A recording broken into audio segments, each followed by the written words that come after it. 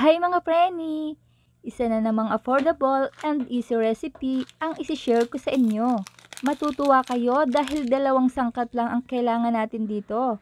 At hindi na natin kailangang maghalo pa o magluto dahil napaka-basic lang talaga nito. Pero grabe ha, panalo ang sarap. Tara simulan na natin. At ito ang gamit ko, choco strawberry cookies. At dahil nga mga kids talaga ang mahilig sa ganito, kaya naman may character ito na mas ma-appreciate nila. Durugin lang natin ito hanggang sa maging pino. I-make sure lang natin na durug talaga ito para naman maganda ang kalabasan ng ating gagawin. Ayan, tapos na tayo. At nga pala, kung ganito ang gamit nyo, ay huwag gagamitin ang matulis na parte. Dapat itong flat lang. Ang recipe natin today ay napakadali lang gawin. Pero syempre, may mga tips na dapat ay mapanood din natin. Kaya mas maganda kung tatapusin nyo ang video hanggang dulo para sa mas better result ng ating gagawin. May mga disposable cups tayo o pwede kayong gumamit ng mga plastic na baso.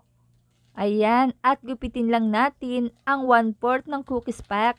At ang itinira ko ay may mga character pa talaga para mas happy ang mga kids. Ayan, at ilagay na natin sila isa-isa dyan. At kung gusto nyo naman ay mas makatipid pa, pwede kayong gumamit ng mas murang brand ng cookies. At alam nyo bang mas malaki ang masisave nyo kapag homemade talaga? At syempre, alam natin kung ano talaga ang sangkap na iniligay natin. Ito ang best partner niya, evaporated creamer o evaporada, na alam naman natin na mura lang din naman talaga ito. Pero wait, bibigyan ko kayo ng tips para hindi tumapon ang gatas habang ibinubuhos ito sa cookies. Gamit tayo ng container and panel. Dahil mas mainam na yung gumagawa tayo na walang tumatapon na kahit ano. Para naman malinis ang working area natin. Ito na rin kasi ang pinaka-best way na gagawin sa pagsasalin. Lagyan lang natin ang mga ito na sakto lang din sa dami ng cookies. Na talaga namang legit na dalawang sangkap lang talaga ito. Dahil ang kabuoang dami ng gatas ay sakto lang din sa reseping ito. Isang lata lang ay sapat na talaga. At meron din akong stock nito, popsicle sticks. Hinugasan ko na din. Insert lang natin sa middle part. At kung walang popsicle sticks, pwede kayong gumamit ng mga disposable spoon. Baka may stock kayo dyan sa bahay. Dahil kung ito namang gagawin nyo ay pangkain lang naman sa bahay, ay carry na yan. Ayan, at ready na ang mga cookie popsicles natin. At kung nakaabot kayo sa punto ng bidyong ito, mga tagasa naman po kaya ang nakapanood nito. Ilagay natin sa freezer ng 7 oras o magdamag.